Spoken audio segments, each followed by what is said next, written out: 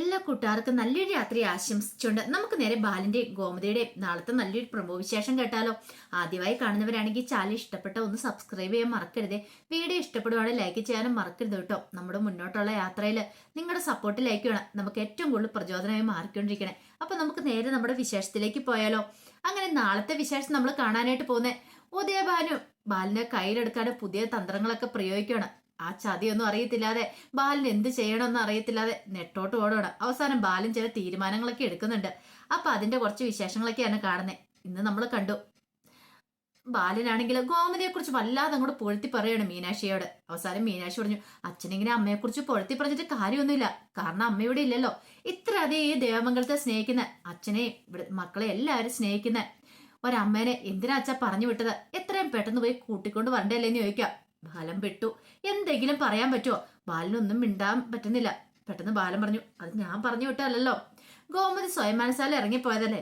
അങ്ങനെയാണെങ്കിൽ അച്ഛൻ പോയി വിളിച്ചോണ്ട് വാ. അച്ഛന്റെ കാര്യങ്ങളൊക്കെ നല്ല മണി പോലെ തന്നെ നോക്കി തരും അമ്മ. പിന്നെ എന്തിനാ? ഇവിടെ ആണെങ്കിൽ ഞങ്ങളാണ് പല കാര്യങ്ങളും മറന്നു. ഞങ്ങൾക്ക് അച്ഛന്റെ ചിട്ടവട്ടങ്ങളൊന്നും അറിയത്തില്ല. വർഷങ്ങളായി അച്ഛനോടൊപ്പം ഉള്ളതാണ് അമ്മ. അമ്മയ്ക്ക് കാര്യങ്ങളെല്ലാം അറിയാം. ഇവിടുത്തെ ഓരോരുത്തരുടെ കാര്യങ്ങൾ അമ്മയ്ക്ക് വ്യക്തമായിട്ട് അറിയാം. ആർക്കൊക്കെ എന്തൊക്കെ ഏതൊക്കെ സമയത്ത് വേണമെന്നുള്ളത്. പക്ഷെ എന്നെ കൊണ്ട് അതിന് സാധിക്കില്ല അച്ഛാ. എനിക്ക് ഈ ഓഫീസിൽ പോയിട്ട് വന്നിട്ട് വീട്ടിലെ ജോലി മുഴുവൻ ആകുമ്പത്തേനും ഞാൻ മടുത്തു പോവാ. അതുപോലെ തന്നെ അനുസരിയും കോളേജിലും ഒക്കെ പോയിട്ട് വരുന്നതല്ലേ. ഇത് കേട്ട് കഴിഞ്ഞപ്പോ ബാലൻ പറഞ്ഞു, ഓഹോ, അപ്പൊ നിങ്ങൾക്കാർക്കും ഇപ്പോഴത്തെ ജോലികളൊന്നും ചെയ്യാൻ പറ്റുന്നില്ലല്ലേന്ന് ചോദിക്കണം. ചെയ്യുന്നുണ്ട് അച്ഛാ, പക്ഷെ അത്രയ്ക്ക് അമ്മ ചെയ്യുന്നത്ര അങ്ങോട്ട് ഒപ്പിക്കാനോട് പറ്റുന്നില്ല. കാരണം എന്താന്ന് വെച്ചാൽ എല്ലാ ജോലികളും കൂടെ ചെയ്യണ്ടേ. ഒരു കാര്യം ചെയ്യാം, എല്ലാരും കൂടെ വെച്ച് നേരത്തെ വാ, എല്ലാരും കൂടെ വന്ന് അടുക്കള സഹായിക്കുക, അല്ല ഞങ്ങളെ കൂടെ തന്നെ പറ്റില്ല എന്ന് പറയണ. ഇതിങ്ങനെ മുന്നോട്ട് കൊണ്ടുപോകാനായിട്ട്.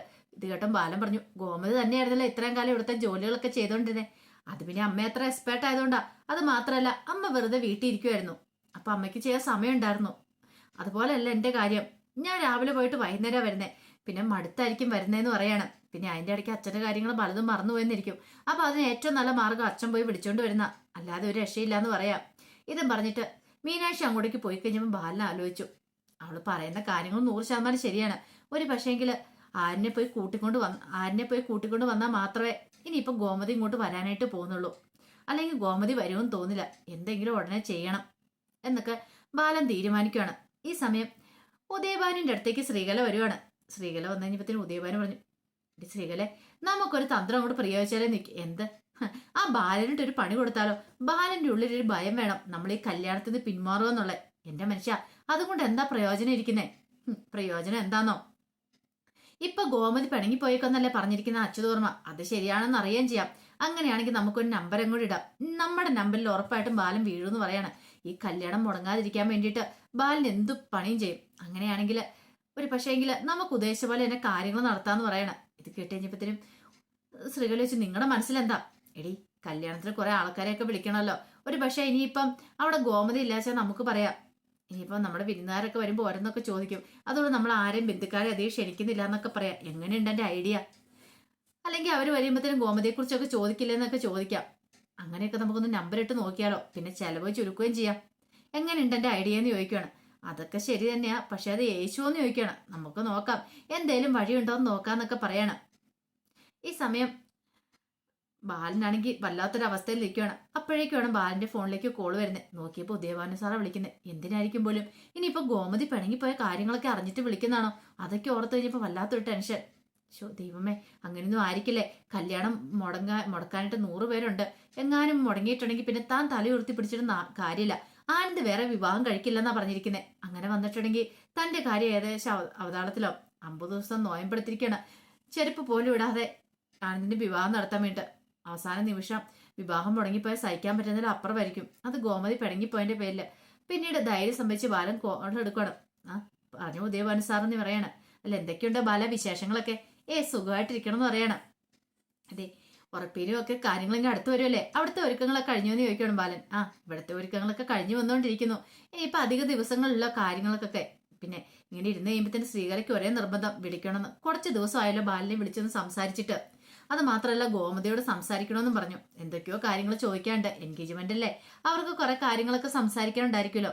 ബാലനൊരു കാര്യം ചെയ്യാം, ഗോമതിയുടെ ഇടയിലേക്ക് ഫോൺ കൊടുക്കാൻ പറയാം. ബാലൻ പെട്ടു. എന്ത് ചെയ്യണമെന്ന് അറിയത്തില്ല. ഈ സമയം ബാലൻ നുണ പറഞ്ഞാലോ? ഇനിയിപ്പോ ഗോമതി ഇവിടെ ഇല്ലേ, പുറത്തു പോയെന്ന്. പക്ഷെ ഈ രാത്രി സമയത്ത് എവിടെ പുറത്ത് പോകാനായിട്ടാ? ബാത്റൂമിലാന്ന് പറഞ്ഞിട്ടുണ്ടെങ്കിൽ ഇച്ചിരി കഴിയും വിളിക്കാൻ പറഞ്ഞാൽ അതും പെട്ടുപോകും. എന്ത് ചെയ്യണം? പെട്ടെന്ന് ഉദയഭാനു ചോദിച്ചു, എന്താ ബാലൻ എന്താ ഒന്നും മിണ്ടാത്തേ? ഗോമതിയുടെ ഒന്ന് ഫോൺ കൊടുക്കതേ, സ്ത്രീകളെ സംസാരിക്കാനായിട്ട് ഇവിടെ വെമ്പി നിൽക്കുമെന്ന് പറയണം. പെട്ടെന്ന് ബാലൻ പറഞ്ഞു, അല്ല അത് പിന്നെയെന്ന് പറഞ്ഞിട്ട് ബാലൻ അങ്ങോട്ട് കോള് കട്ട് ചെയ്യുവാണ്. ഉദയഭാനും മനസ്സിലായി ബാലന്റെ അവിടെ ഗോമതി ഇല്ല എന്നുള്ള കാര്യം. അപ്പൊ ഉറപ്പാണ് അവര് പറഞ്ഞ കാര്യങ്ങളൊക്കെ. ശ്രീകലയോട് പറഞ്ഞു, നമ്മൾ ഉദ്ദേശിച്ച പോലെയൊക്കെ കാര്യങ്ങൾ മുന്നോട്ട് പോകുന്നുണ്ടെന്ന് പറയാം. എന്താ അവിടെ ഗോമതി ഇല്ല, പക്ഷെ അത് സമ്മതിക്കാണ്ട് ബാലൻ കൂട്ടാക്കിയിട്ടില്ല, കോള് കട്ട് ചെയ്യുമെന്ന് പറയാണ്. ബാലൻ ഈ സമയത്ത് ഉരുകിയിരിക്കുക. ദൈവമേ, ഇനിയിപ്പോൾ ഗോമതിയെ ഫോൺ കൊടുക്കാൻ പറഞ്ഞു, എന്ത് ചെയ്യും? ഇനിയിപ്പോൾ ഇല്ലയെന്ന് അറിയുവാണെങ്കിൽ എങ്ങോട്ട് പോയെന്നൊക്കെ ചോദിക്കും. അങ്ങനെ വന്നിട്ടുണ്ടെങ്കിലോ? വീണ്ടും ഉദയഭാനു വിളിക്കുവാണ്. വിളിച്ചു കഴിയുമ്പോഴത്തേനും ബാലനോട് ചോദിച്ചു, അല്ല ബാല, എന്താ കോള് കട്ടായി പോയത്? എന്തിയെ? ഗോമതി എവിടെ ഇല്ലേന്ന് ചോദിക്കുക.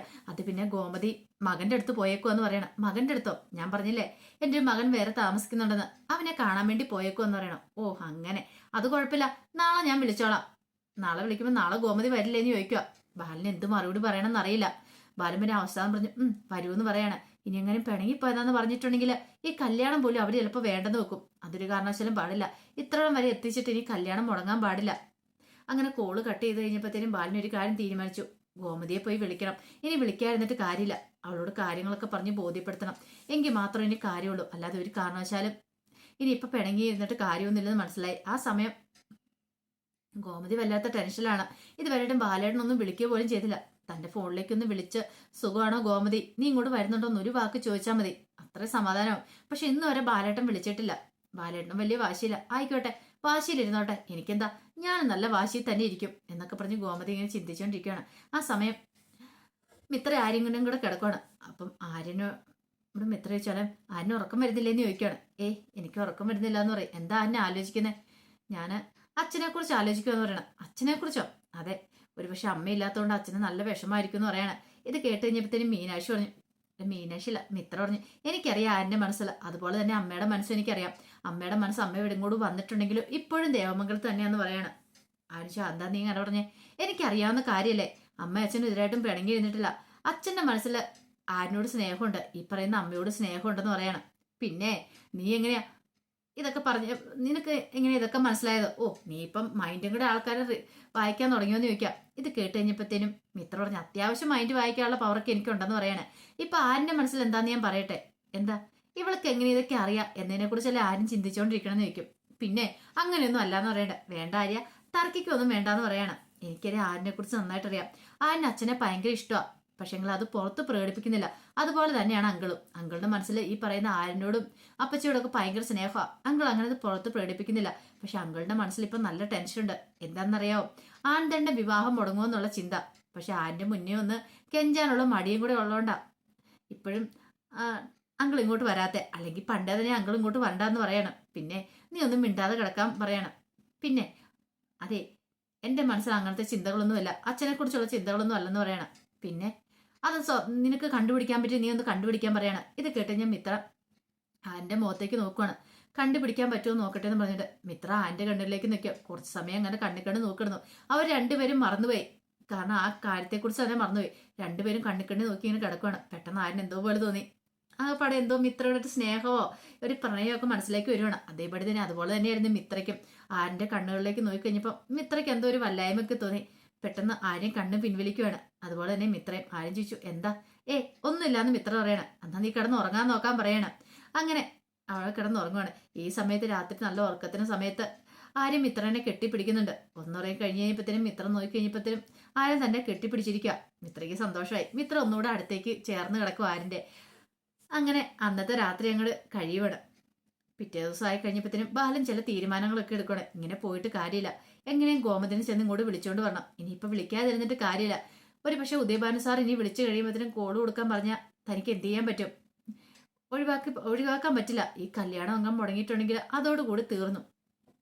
അതൊക്കെ ഓർത്തിട്ട് ബാലൻ തീരുമാനിച്ചു, ഒന്ന് പോയി നോക്കാം എന്ന് കരുതിയിട്ട് ഗോമതിയെ കാണാനായിട്ട് അങ്ങോട്ടേക്ക് വരുവാണ്. ഈ സമയം ഗോമതിയും വല്ലാത്ത ടെൻഷനാണ്. കല്യാണം അടുത്ത് വരിക, ബാലയാണൊന്നും വിളിക്കാൻ പോലും വന്നില്ലോ എന്നൊരു ചിന്തയിൽ ഗോമതി അവിടെ നിൽക്കുമ്പോഴാണ് അങ്ങോട്ടേക്ക് ബാലന് വരുന്നുണ്ട്. സ്കൂട്ടിയുടെ ശബ്ദം കേട്ടെ പെട്ടെന്ന് ഗോമതി അങ്ങോട്ട് ഇറങ്ങി വരുമ്പോഴത്തേനും ബാലൻ അങ്ങോട്ട് കയറി വരുന്ന കാഴ്ച കണ്ടെ. ഇത് കണ്ടു കഴിഞ്ഞപ്പോഴത്തേനും ഗോമതിക്ക് എന്തെന്നില്ലാത്തൊരു സന്തോഷം തോന്നി. ഇത്തരം ദിവസത്തിന് ശേഷമാണെങ്കിലും ബാലന് സ്നേഹമുണ്ട്. അതുകൊണ്ടാണല്ലോ ബാലന് തന്നെ വിളിക്കാനും ഇങ്ങോട്ട് വന്നേ. ഇപ്പൊ തന്നെ ആരിനെയും കൂട്ടിക്കൊണ്ട് പോകും. അതോടുകൂടി എല്ലാ പ്രശ്നങ്ങളെല്ലാം പരിഹാരമാവും എന്നൊരു ചിന്തയോട് കൂടിയിട്ട് ഗോമതി അങ്ങോട്ടേക്ക് ഓടി ഇറങ്ങി വരുവാണ്. അപ്പൊ അതിന്റെ വിശേഷങ്ങളൊക്കെ കാണുന്നത്. ഇനി ബാലൻ വന്ന് കൂട്ടിക്കൊണ്ട് പോകും, വിളിച്ചോണ്ട് വായിരിക്കാൻ പറ്റില്ല. അതോടൊപ്പം തന്നെ മിത്ര ആരിനെയും പഴയതുപോലല്ല, അവർ തമ്മിൽ സെറ്റാകാൻ പോവാണ്. അവരുടെ ഉള്ളിലൊരു പ്രണയമൊക്കെ മുട്ടിടാൻ തുടങ്ങിയിട്ടുണ്ട്. അപ്പൊ അതിന്റെ വിശേഷങ്ങൾക്കായി നമുക്ക് എല്ലാവർക്കും കാത്തിരിക്കാം കേട്ടോ. ഒരിക്കൽ കൂടി എല്ലാവർക്കും നല്ലൊരു രാത്രി ആശംസിച്ചു നിർത്തുന്നു.